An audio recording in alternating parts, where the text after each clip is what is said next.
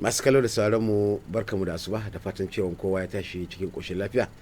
Idan haka ta kasance mun gode wa Allah subhanahu ta'ala kuma albarkan wannan rana Allah ubangiji subhanahu ta'ala ya sada mu da shi. A sharrin sa kuma Allah ya gusa mana daga kusa da mu. Muna yi wa kowa da kowa fatan alkhairi da fatan cewar dai za ku biyo mu sannu a hankali domin ku ji irin abubuwan da muke dauke da su a cikin wannan shiri na mu zagaye duniya mu sha labari, wanda ne Muhammad Awal Garba zan gabatar da kuma wanda da raka ni shine Alhaji Garba Abubakar, wanda yake ba sabo bane a cikin wannan zaure. Akwai yaushe muka bukace shi kuma yana zuwa domin ya kawo nasa gudunmuwar musamman ga 'yan uwa da abokan arziki wajen wayar mana da kai na irin yadda ake tafiyar da harkokin siyasa, tattalin arziki da kuma sauransu da a nahiyar mu ko a wannan duniya tamu. Barka da zuwa Alhaji Garba Abubakar. Madalla. Da fatan kana lafiya. Alhamdulillah. To madalla. Ba ta da bata lokaci ba za mu fara takuna mu ne daga can kasar Somalia. An yanzu haka aka yi ganin cewa akalla mutane 7 ne suka rasa rayuwarsu a yayin wani hari da aka kai a gefen wani otel wanda ake kira Madina Hotel. Wani al'amari dai ya sanya cewar waɗansu al'amura ne suke faruwa na nan da can, kuma yanzu ana ganin cewa ƙungiyar alƙaida ita ce wanda ta ɗauki alhakin kai wannan hararen kuma ta sha alwashin kammalawa da wannan gwamnati ta Somalia. Ga ƙarin bayanin da aka haɗa mana akan wannan al'amarin.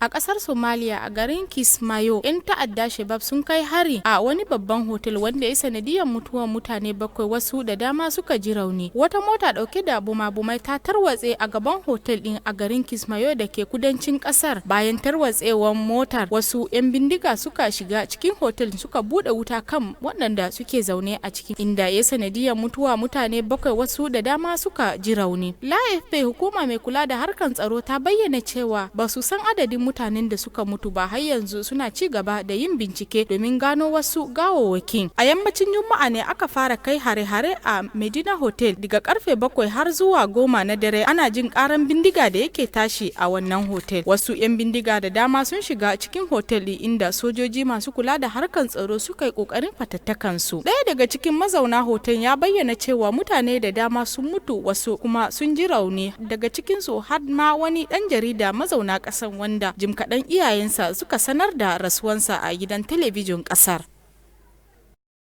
Madalla Nafisatu Buba da wannan bayan da ke kamana daga abin da ya faru a can ƙasar Somalia. In ba a manta ba da ƙasar ta Somalia tana fama da irin wannan hare-hare na 'yan bindiga ne ko 'yan bindiga daɗi da kuma ta'addanci. Batun wannan shekaru ba ko ba sabo bane a wannan ƙasar, kasancewar akwai al-shabab da sauransu wanda suke ganin cewa dole ne su kafa nasu akidar a wannan kasar ta Somalia. Kasashen nahiyar mu ta Afirka suna fama da irin waɗannan nan da can, saboda haka ya cancanta a ce irin wannan ya ko an dakatar da shi ko an ɗiga masa aya a kasashen mu na Afirka. Alhaji Garba Abubakar, ga kasar Somalia ga irin abin da yake faruwa, kuma a wannan shugaban kasa da ya kokari yana ganin cewa zai kokari ya dakile irin wannan al'amura na ta'addanci. Ya kake gani ne abin na kwangaba kan baya ko? Haka ne, kasan al'amarin ina fuskantar abu iri-iri. Ita wasu wayannan 'yan ta'adda ba haka suka faɗo daga sama ba, yinsa ba alheri ba ne ga kasashenmu. Shi sa muke faɗa wani sa'in cewa wanda an zauna daga haƙi zama. To su wa'annan in ana so a sa aya akan wannan al'amarin a nawa tunani, wani suka fara ƙirƙiro duk wa'annan mutane su daina ba su makamai, su daina ba su kudade, su daina ba su gudunmawan, su daina ba ban da yawa. A lokacin in suka ga cewa ba su da makamai, ba su da kuɗi, ba su da kayan yaƙi, ba su da duk gashi ne, ba su kuma da taimakon kimiyya na amfani da wayannan mugayen makaman ɗin, da su san cewa abu ya zo ya so mu kare musu, ko kuma abu ya so mu rabuwa da su. Shi a dawo a zauna da gwamnatin da yake ƙasa a zauna a kammanta jituwa a irin matsalolin da kowane shashi yake fuskanta, yadda kowane shashi yake nema a tafiyar da ƙasa.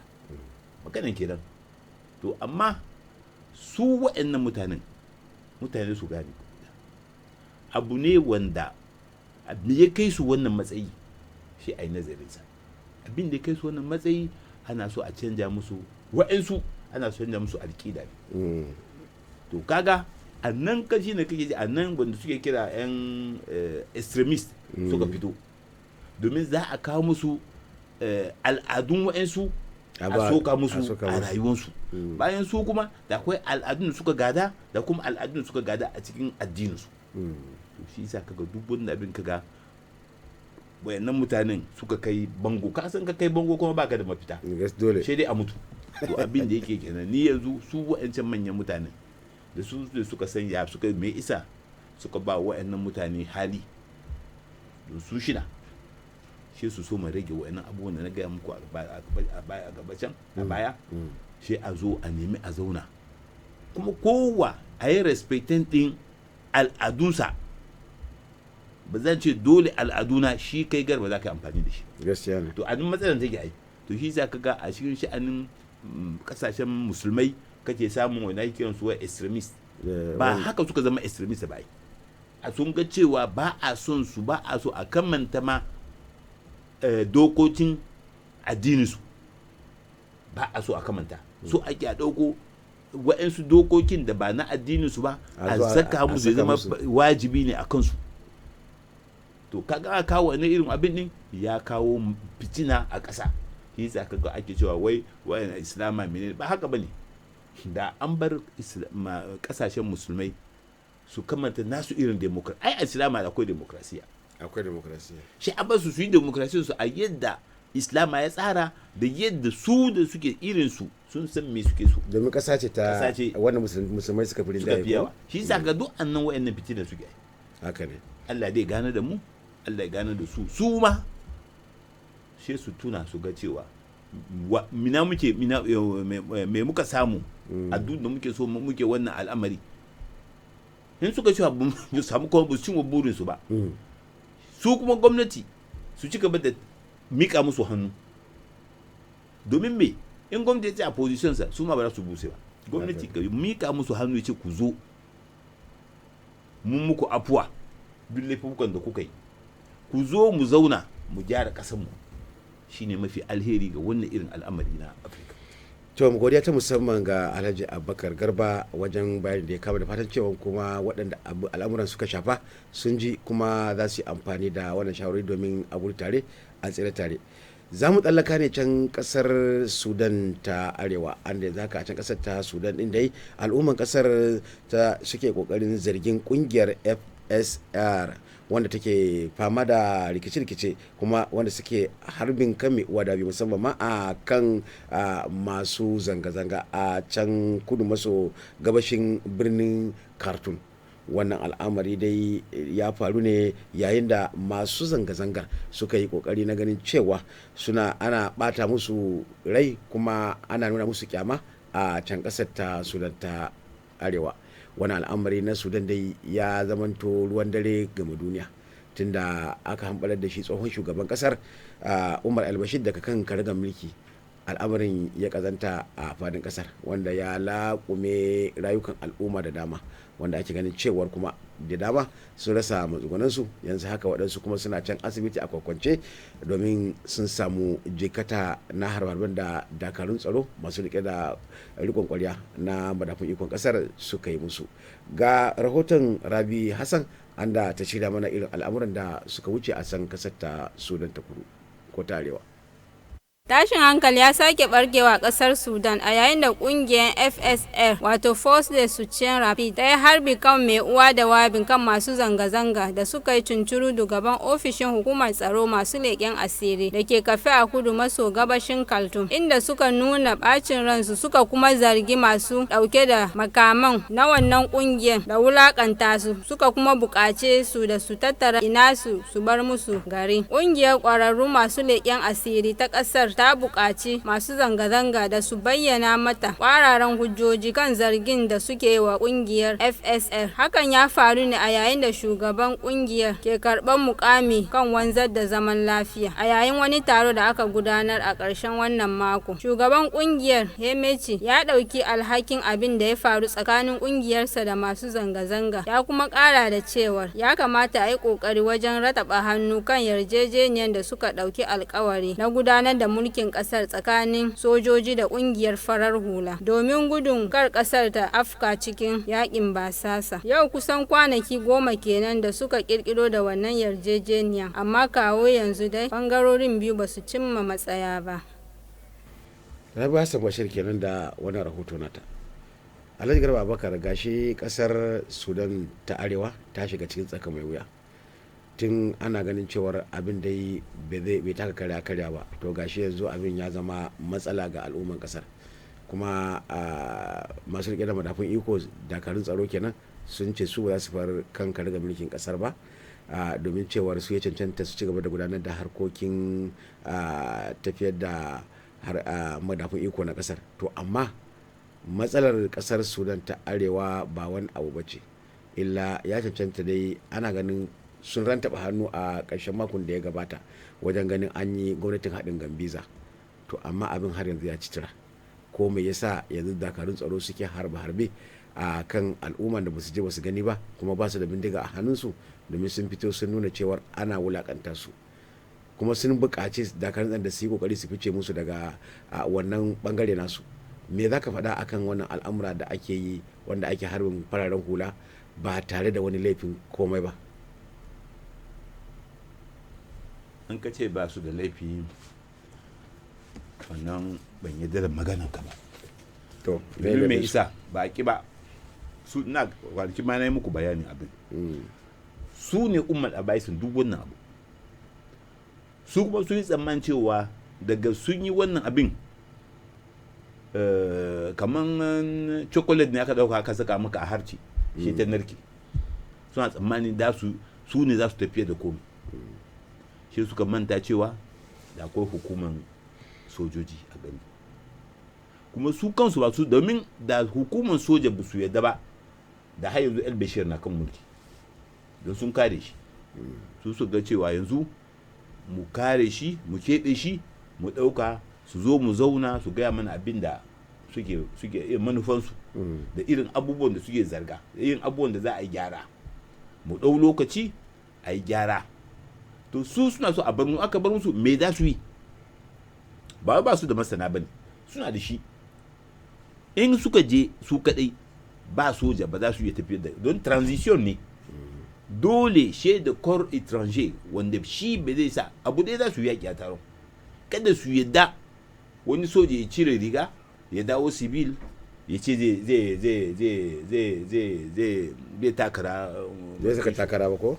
Wannan da su tsaya, ni yakin su kenan da yake nuna musu, nan da su tsaya a yarjejeniyar da za a yi,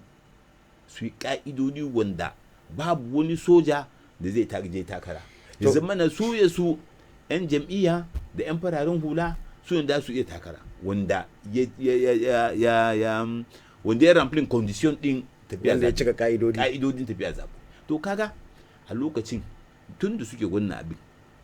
a duk kote, a duk shashi biyu da akwai masu jan abin da ake kira fisel, masu amfani da wannan abin da Sudan take ciki. Ta kotun sojoji ma da akwai manyan kasashe wanda suke boya bayan su, ta bangaren fararen hula da akwai wanda suke bayan su. To amma yanzu wa yake rushewa? Kasar su suke rusa. To amma kai baka ga cewar sojojin ma sun dauki abin da karfi ba, tun da har sun nemi su zauna akan karga mulki har shekaru 3, baka cewa yayi tsayi ba? Ai ka ji ba, shi ne ce maka ba, duk abin da za a yi ba su suka fara cewa sun shekara 3 ba, to ashe a zo a zauna. Ai in aka zauna, ka ji, in aka zauna sai a nemi unity african, ƙungiyar haɗa kan Afirka, ya zama tana zaune a tsari a gabata. Abu ne, ni ba na yadda waɗansu su zo su zauna. Ni na yadda cewa African, mu baƙaƙe ba mutanen Afirka, mu zauna mu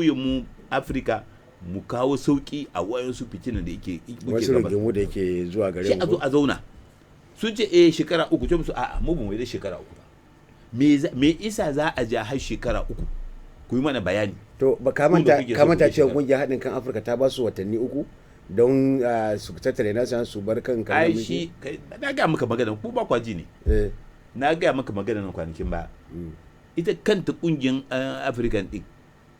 da yin bakin ta take magana. To ya za a yi kuma da kace su zauna. Ta yi magana. Eske sun ya ma ake kira eske sun yi application maganan da sun yadda ba su yadda ba sun saurare su ma abu saurare su ba shi ne kiga maka dazu wannan duk bangare biyun da akwai manyan kasashe puissance a bayan su shi isa kaga shi Faki ne shi ne ko Musa Faki yayi magana mai magana ne kamar dutse na ka jefa a cikin ruwa. To Allah sauka. To kaga da maganar zan she dawo ya ce da na ba ku kwana kaza ba. Duk kasashen Afirka na ga mutane. Kungiyar Afirka ta kwaci yancinta da kanta ko? Da kanta.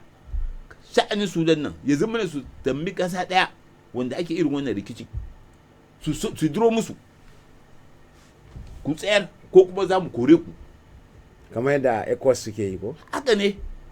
Sai su shigo da karbi su ce ale tab ku koma can wa'annan ku koma nan ga tsarin da muka kawo muku kowa zai sa hannu in ba ku sa hannu ba ga irin hukunci za mu yi muku ko kuma a kakaba musu takunkumi. To ka gani ai to ta kanta da baki ta yi magana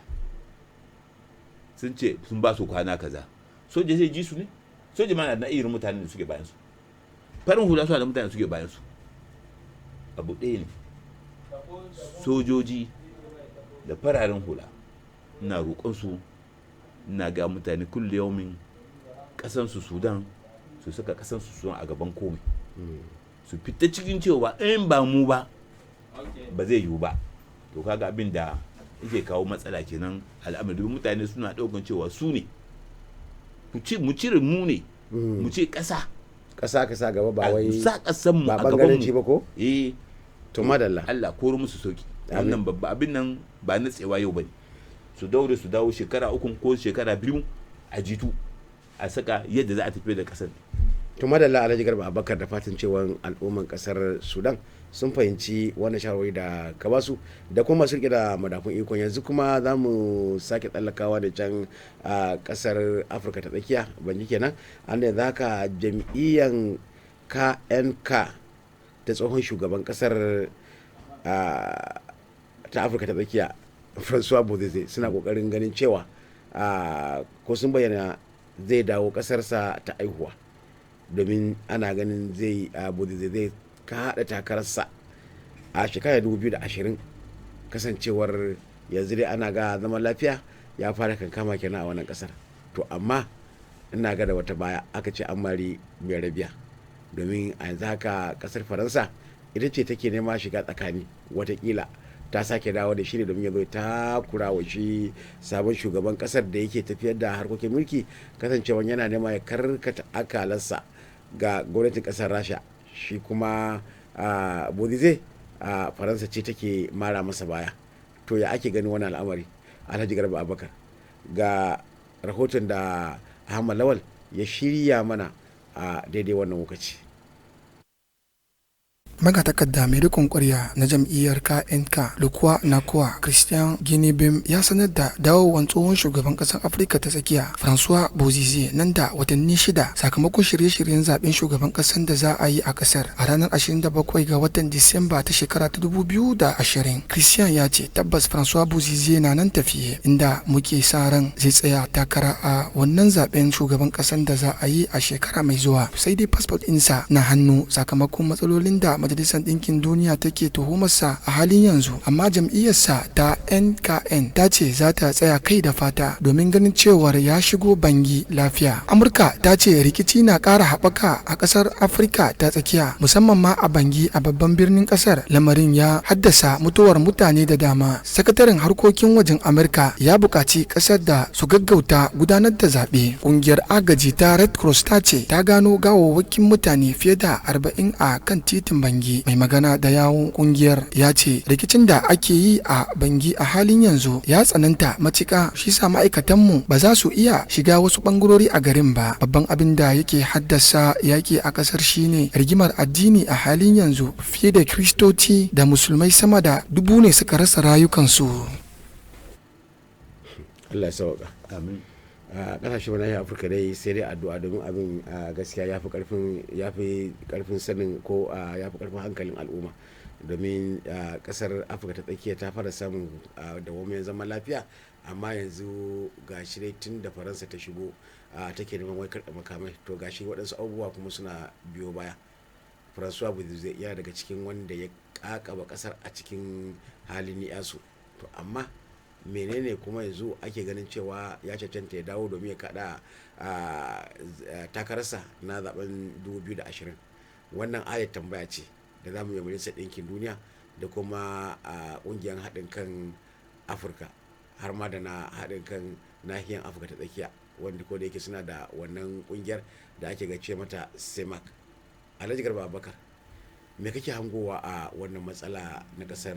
Afirka ta tsakiya, musamman a babban birnin kasar Bangi, an da ake cewa a yanzu haka ma an tsinci gawawwaki sama da guda 40 a kan tituna? Anya ba za sake komawa cikin abin da aka guda jiya ba? Abin da za a kiyaye kenan, abin da kuma su mutanen Afirka ta tsakiya za su kiyaye, domin wannan abin da yake gudanawa ko kuma ake nema a dawo musu da shi na rusa ƙasa ne. Domin me, a ɗan shekarun da ya kusa ƙasan ta soma farfadowa wajen bangaren da shi wannan mai ƙasan da yake bukartawa alkandira. To abin da mutane ba sa so, abin da manya wa'ansu ba sa so, zaman lafiya ne ba sa so. In aka yi zaman lafiya ba za su ci burinsu ba za su yi amfani ba. Su manyan kasashen da nake faɗa turawa ba za su yi ba. Kwanakin ma na ga muku cewa manyan hayakin da ake haddasawa, aikin da ake kirkirowa, ba wai rashin jito mutane ba ne, wato tura mutane ake yi su yaƙi ɗan uwansu. A ce wannan na zarganka da abu kaza, kai kuma baka da tabbas wannan zargin da yake maka, shi a baka ma ai ina so ya kashe ka, in ka bar shi wallahi shi ya gama irin ku. Kaga da cikin zuciya a cikin zuciya kai ba za a bar maka ma lokacin za ka yi nazari ba, ka nemi shina eska abin da aka gaya mun nan haka ne, sai ka ɗauki bakamai da kuma kana da irin naka mutane kun je kuna yaƙi. Sha'anin Bozize inda za a gane su manyan ƙasashe, ina ga mutu duk wannan rikicin manyan ƙasashe, in aka ga gari ya so ɗan kyau, shi yanzu aka ya ce zai dawo, dawansa me za a yi? Za a koma gidan jiya, makamai za su fito, adduna za su fito, zai zama yakin iri da yakin kuma addini. To kaga Santa Fe ya sake rushewa kuma gabaki ɗaya. Wato abin da tuwa da yayi za su rusa. In dai yadda suke so, sun so mutanen Bozize cewa Bozize zai dawo, to in Bozize zai dawo gidan jiya za a koma, don za su ba shi makamai. Dama ciwon bai gama warkewa ba. Nema ake yi, an so ma dinkewa ne, ba a gama dinkin ba, ana saka masa magani. To yanzu in ya dawo za a ci gaba da magani ne, ko kuma za a ci gaba da ji wa mutane rauni ne? Kaga masu magani za su bar magani, za su koma suna yaki. To shi a kiyaye. Ni manyan kasashe ina gayawa, ita kungiyan Afirka nan su daure kada su yi abin da ake saka su yi, su daure su yi abin da ya fi musu alheri, ya fi wa kasashen su alheri, abin da kasashen mu za su mu amfani da shi. Ba su da yadda ake kira hannunsu a daure yake, amma shi su so mu nuna cewa suna so a kwance hannun ne, a kwance, domin mu kanmu su kansu wannan kungiyan wa'ancin kasashen suna taimaka mana a kudin da suke kungiyan take tsayawa. To abin da suke kiyayewa kenan, kada in suka juya musu baya za su daina ba su wannan kudin ne da kungiyar take amfani da shi. Wannan haka ne, suna bayarwa kudin bara ko suna bayar su ita wannan kungiyar african din da akwai abin da europe take ba da akwai abin da america suke ba su na fonctionnement to haka suna tsoro in suka ce mu fa ga yadda muka sha su to shikenan ba kuna da kuɗi ku je ku yi haka daina ba da kuɗi su kan su so ma yaki a biro kungiyar ma rushe za ta yi kenan ya aka so ma yaki ba ya rushe ba to shine ni abin da ke roƙon tsohon shugaba ya nuna cewa Centrafrique nan nashi ne Centrafrique nasu ne wannan lafazin da wani mai rikon kwarya ya yi faɗi ya fito ya ce ni ban ce zan dawo ba kuma ko na dawo ba zan dawo domin in je takara ba zan dawo ne zauna ƙasa na in taimaka abin da muka yi da ba kada ya sake yiwuwa kuma kaga a lokacin za ka ga mutanensa za su san cewa a'a yanzu wannan mutumin in ya zo yadda muke tsammani ba haka zai tafi da mu ba to shi mu kiyaye mu bi yadda yake mu muke son shi shi mu kiyaye mu bi yadda umarninsa yadda yake son abubuwan din ta tafiyu domin kasan mu ta zama lafiya kaga a lokacin in aka zo a cikin su su zabi wani amma tuju ina nan kamar shine waton ake kira ma ne kamar shine mai tafiyar da abu kamar shine mai tafiyar da kasar shi kadai shi ya ce a'a ni ko kuma yanzu ku kuje election a zaɓi wanda zai je ya takara da sunan jam'iyyar kan ba za ka shi ba domin jam'iyyar Central Africa to amma mutum kamar shi yau in ya fito aka dake shi zaɓe zai ce ba a dake shi zaɓe ba an yi magudi kuma za a fito to kaga za a fito titi abin da nake roƙon shi kenan ya kiyaye domin Allah duk inda yake ya kawo sauƙin wannan al'amari domin yanzu haka nan shi kadai ake magana kuma shi ne zai iya in yayi magana mutane su za su dan sauka kaɗan in ya tsaya kuma akan cewa zai dawo domin ya je takara ne to bai son ƙasan shi ba hana shi ba fa amma idan yana son ƙasansa shi ce a'a ni ba na so za mu nemi wani a cikin mu tafi amma kuma kada kowa ya fice ka'idan da ƙasan mu ya shimfiɗa to mara lalace garba bakar da fatan cewa al'umman kasar afirka ta tsakiya sun saurare ka musamman shi a tsohon shugaba Francois Bozize an da yake kokarin dawowa kasarsa ya dawo dai cikin girma da arziki domin a zuwarsa kasar zai tada kura shi sa muke nema a kawo zaman lafiya a kasashen mu na nahiyar afirka sai kuma kasar jamhuriyar kamaru an da ajiyar nan da babban kotun kasar suka sako 'yan adawa 'yan jam'iyyar MRC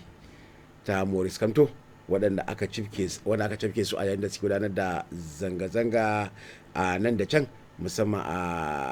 ƙasar ta Kamaru an cifke guda ko da yake suna da dama amma an sako guda 39 wanda ake ganin cewa su dai ba su da laifin da za a tsare su a gidajen kurkuku a ƙasar ta Kamaru. Wannan hali dai ya sanya ko ya kwantar da hankali kaɗan ga masu bin turba ko ɗariƙar ita a jam'iyyar MRC ta Maurice Kamto. Ga rahoton da Maimunatu Yusuf ta haɗa mana a kan wannan al'amarin. An sako 'yan adawa 39 na jam'iyyar MRC da aka cafke a cikin watan Janairun da ya gabata yayin wani zanga-zanga. An sako su cikin daren Juma'a zuwa Asabar a faɗan wannan jam'iyyar, amma shugabansu Maurice Kamto da shauran manyan mambobinsa ba su kasance cikin su ba. Babban abokin adawar shugaban ƙasa Paul Biya a zaben shugaban ƙasa da ya gudana a watan Oktoban bara da ya zo a matsayi na biyu, an kama shi tare da kimanin mutane 150 a lokacin zanga-zangar da ya afko ranar 26 ga watan Janairun bara. A tsakiyar watan Fabrairu ne aka gufanar da su gaban kotun soja da yake babban birnin kasar Kamaru Yaounde, inda aka gudanar da bincike akan laifuka da dama, kuma lauyoyinsu sun yi ikirari ga Majalisar Ɗinkin Duniya na nuna rashin amincewarsu game da tsare su da aka yi. A farkon watan Maris bara, kungiyar tarayyar Turai da Majalisar Ɗinkin Duniya da kasar Amurka sun yi tambaya game da dalilan da ya sa aka kama Mr. Kamto, kuma kasar Faransa ta juma bata furta ra'ayinta ba, amma a hali yanzu ta nuna damuwarta kan lamarin da Mr. Kamto ke fuskanta. Abin tunatarwa a nan shine shugaban kasar Kamaru Paul Biya na kan karagar mulki to shekara ta 1982. To, Maimunatu Yusuf mun gode. Alhaji Garba Abubakar, kasar Kamaru ta sako mutane 39 an lakanta cewar dai 'yan bangaren Maurice Kamto ne, domin ganin cewar a kasar Amurka da kuma Majalisar Ɗinkin Duniya suna tuhumar kasar Kamaru ko mai sa har yanzu wannan dan adawan aka ga shi a gidan kurkuku. Sannan kuma wannan al'amari zai iya kawo sassauci ga demokuraɗiyyar ƙasar Kamaru ko kuma ga irin yadda ake tada jijiyoyin wuya a ƙasar a yanzu haka. wa'annan wato mutane suna ba sa su bambanta mutanen wato 'yan jam'iyyar MRC da kuma kasan a duk kasan ashirin Afirka da kowa inda in ana wani movement haka kawai suke shiga ciki musamman me ba su wasu so dai a je a yi ta kaman animation ana gangani ma suna taimakawa wa'anda aka sake sunan suna cikin irin wa'annan mutane su an bincika an yi nazarin takaddunan su an ga ba sa cikin wannan rikicin wato su laifin su bai taka kada ba a cikin ya maza kira ne a cikin jama'a su dai sun shiga cikin rubibi a garin kame shi haka kamo su to ka san kuma inda aka kama su a lokacin ai ba za a sake su ba dole sai an yi nazari shine aka je kotu ta yi president da su suka yi nazari suka ga cewa a takaddunan da yake aka kawo musu wa'annan su yan ba ruwana ne taron aradu suka yi da ka kawai ba su san me ma ake ciki su yi ga aka sake wa'annan mutane su 39 su mutanen MRC isa ka ga mutane ku gane su mutanen MRC su yi haim zuwa a tsare ko a tsare ai dosiyan su na nan clear takardun su suna nan tana nan ana bincike ɗaya bayan an gama ma bincike shi da ƙara wa'insu a kai abin da aka kai su kotu ai ba wanda ba a musa ba to me yasa kuka tsare su har yanzu kotu daga an kai kotu ake sike ka ko kuma ake ai binciken yayi tsayi baka ga cewa watanni shi ku da kun ku yadda kuke tunani shi sai ina ga mutane kullewa min lokacinka ba lokacin mai tafiyar da abu bane shi mai shari'a da akwai abubuwan da zai nemi ƙarin bincike a kai kafin ya ba da sakamako wannan ku sai haka ne to a har yanzu ba ku yanke musu hukunci akan tuhumar ba mu gaba bincike ba ai su ba su shari'a ba su gaba bincike ba yanzu ba ana zuwa a sake report ba a ce eleman kaza a da ai a kulli yomin in aka je su masu yashe sun tambaye muna son fiyas abu kaza in aka ce babu shi anan za a kawo shi ce mun daga wata guda ko sati biyu to hakan kana ganin cewa ba za zargi gwamnatin kasar Kamaru akan cewar wannan siyasa take yi domin ta hana dan adawa sakewa wato ku daina maganan yara ku daina maganan waɗanda ba sa suna ganin gaskiya su ce ba gaskiya bane shi shari'a wani abu daban ne kada mu yi abin da masu shari'a wanda suka yi karatun shari'a law suke take law suke take shari'a suke take law abin da ka'ida da su suke take dokoki shine suke wannan surutu su kansu sun shina su manyan jurist ne sun san yadda law ike sun san yadda komai ke tafiya to Alhaji Abubakar kai baga cewa shi ma a Maurice Kamto babban masanin shari'a ne na duniya ba ai shi ya fara take law ai shi babban professor ne ni abin ya bani kunya a to baga cewa ya ga cewa babu laifi bane ya sace ya shi na ya san da laifi ni na take za a ce ai ban yi karatun lo ba ban karanta shari'a ban karanta shari'a ban karanta ba ni lissafi ne ban karanta shari'a in kai ka banki a nan za mu buga to ko da yake kwarkwaron namu ya dan sanyi yanzu ka lura ai ya shina ya san cewa zaben nan ga dokokin da zai ke tafiye da zaben nan ba wa bai shina bane kuma wadda ma yana daga cikin wanda suka tsara dokar ina cikin su ko ina ciki tun da yake shine mataimakin ministan din shari'a a wancan lokacin kuma ya san cewa in wanda yayi abu kaza ga shari'a da yake jiransa wannan matsayin da yake ya san cewa zai zo ne wani matsayi so yayi idan aka yi masa wannan abin samari da Cameroon su tashi kaban da ake a Sudan abin nan a fito kan titi sojoji su yi amfani da bindigogi su kashe mutane kaga lokacin Cameroon ya kama wuta to she zama da cewa yayi mantuwa daya Cameroonais wani mantuwa yi abin da ya mantuwa shi ya manta cewa Cameroonais ba sa son fitina a yawancinsu kaɗan ne suke so kaɗan ne suke so rigiman kaɗan ma duk matsorata ne yanzu hakan nan shi sa kaga in ya tashi fitowa suka tashi fitowa kan titi ba sa fin 100 ko 100 da wani abu to kaga irin abu haka nan ba shi da kyau in na san abin nan bai tafiya da yadda ni nake so to bari bi abin bai abin da muke masa abin nan kenan shine zai nuna mana misali ko da ke mu RDPC shi zai nuna mana misali cewa ba zan tafi zaben nan ba domin kundin da kuka ajiye na tafi da zaben nan bai da gaskiya tun farko kamar yadda SDF suka lura da kyau ina so mutane in to ba za ka yi la'akari da cewa watakila Maurice Kamto ya kawo wa shugaban kasar Kamaru tseko musamman a tafiye-tafiyen da yake a kasashen ketare ba wannan wani abu daban ne ya kawo bai kawo ba mai kasa ne mai kasa kuma ina da ya za kira mani ne yana da wata hurumi ina na kasa ta bashi wanda al'umman kasa suka bashi domin murdin aka zabe ka duk wani abin kasa masu kasa mai kasa mai gari al'umma sun baka sai ya haƙuri ya jira ya ci gaba da raya jam'iyyarsa har ranar da jam'iyyar za su samu mutane a majalisa shi su nemi a canja wa'annan dokoki to yanzu ya kake kallon yau ba gashi SDF ba duk wani holland da suke yi ai sun san cewa ba za su iya canja doka ba ai to ai suna nema su haɗe tsakanin su ba da Maurice Kamto da wallahi ba za su haɗe ba me yasa a haɗa da rubuta su banda ya bu su haɗe lokacin ake jam'iyyar ake je yanzu sun ce suna nema su haɗa kansu banza ko wallahi banza to yaushe kake ganin ya kamata a sako shi wannan jagoran ɗan adawan kasar a fara a gama shari'a tukuna in yaso mai kasa ya masa afuwa domin yau in aka sako shi akan cewa abin da yayi ina da gaskiya ne gwanda hukuma shari'a ta fito ta ce a waje kaza ga laifin da ya ga sakamakon da shari'a ta yanke in yaso mai kasa shi masa afuwa don mai kasa ina da wannan kundin constitution ya bashi wannan izinin wannan damar ko rai da rai aka yanke maka zai iya ce a sako shi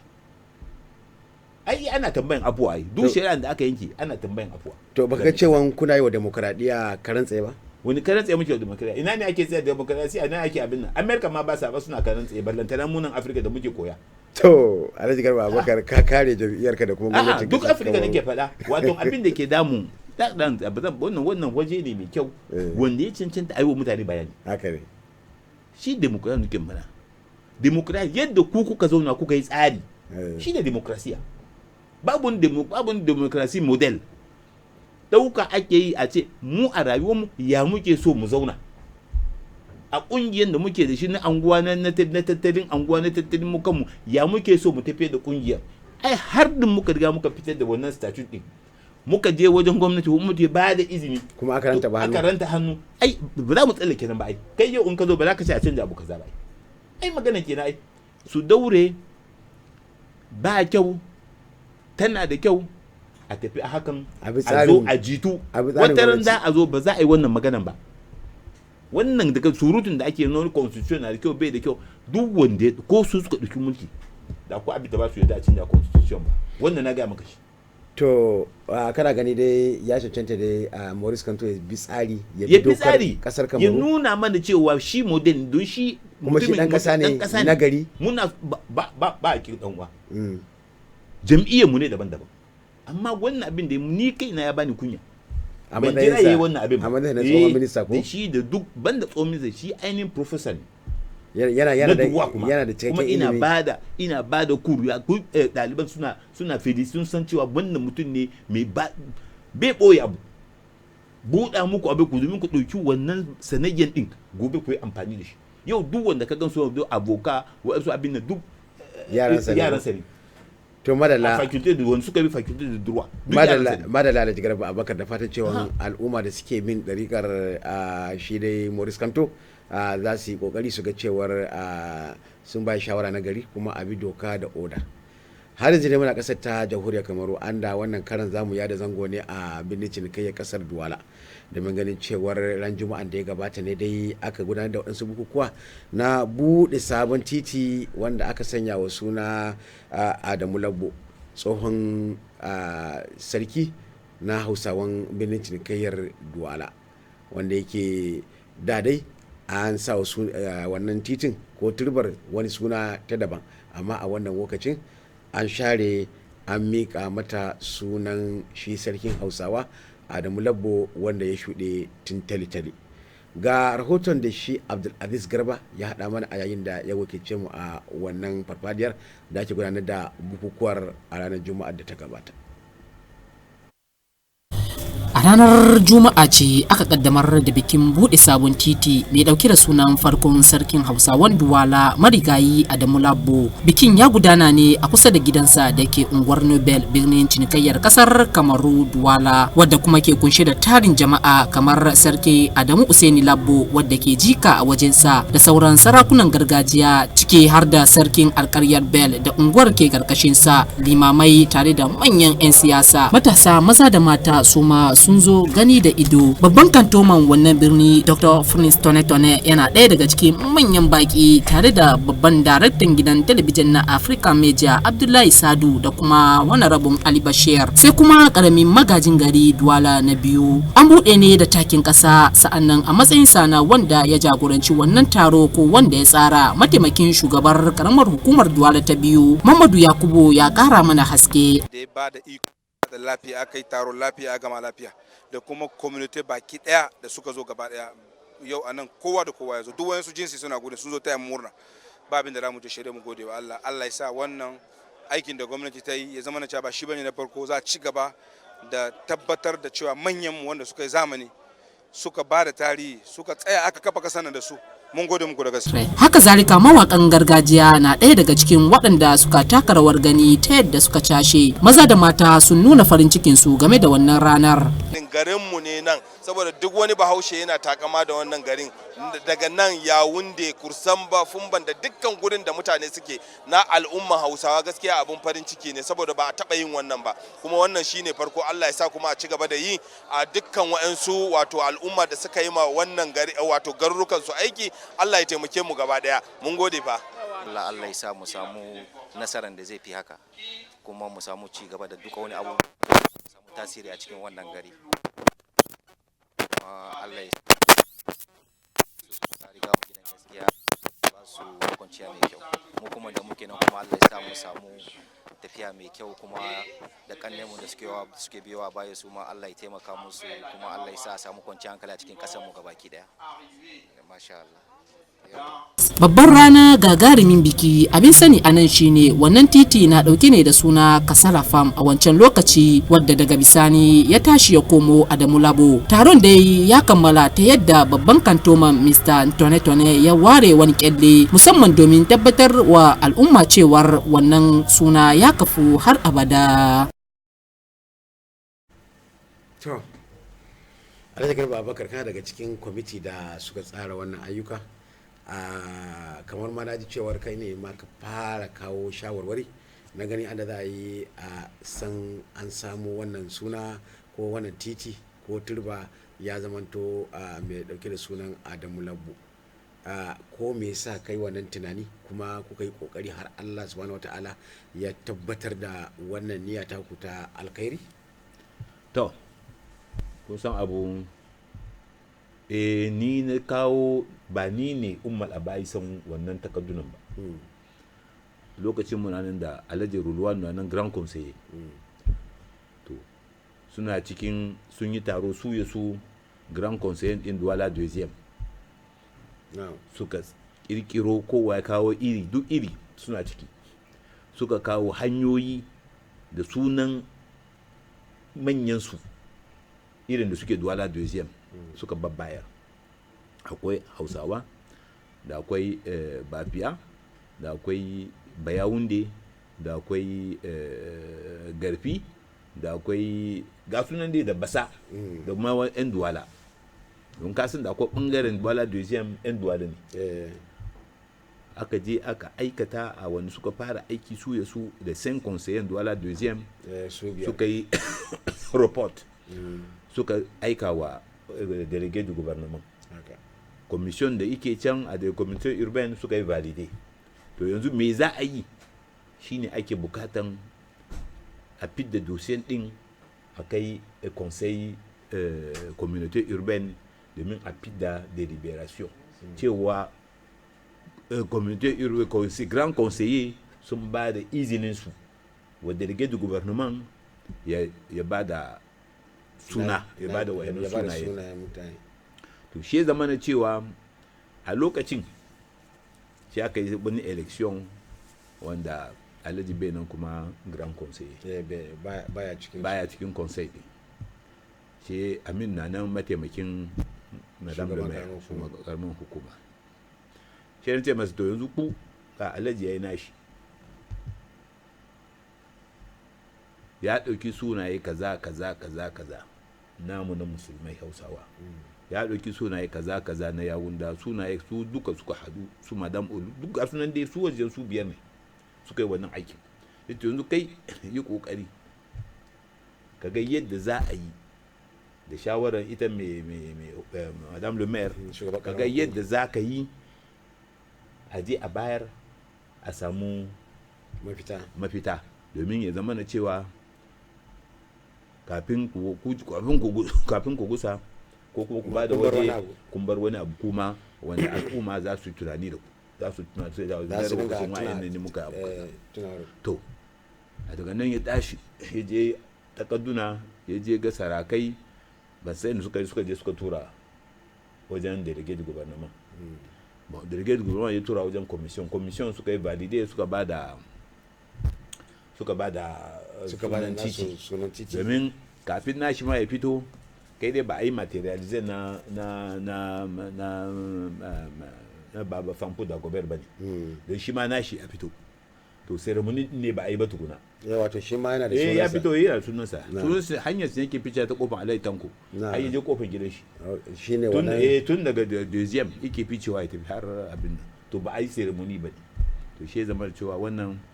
yakubu sun yi sun tsaye sun taimaka aka samu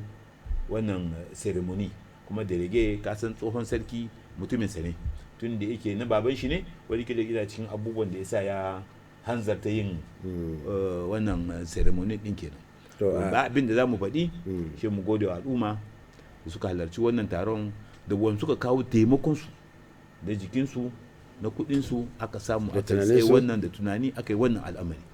muna roƙonsu su kuma wa'anda suke kan gaban sha'anin siyasan din na gaya musu ne ba na ɓoye musu ne da akwai shaurayen sunaye da akwai sauran suna ko da akwai su yi dashi tsaye tun yanzu su nemi kafin nan da wani lokaci ya zama na wa'annan su ma sunayen su hanyoyin su an tabbatar kaman alhaji garba audu kaman alhaji haruna abubakar kaman ya suna su baban sarkin abubakar mandeng ta can angon salagar da akwai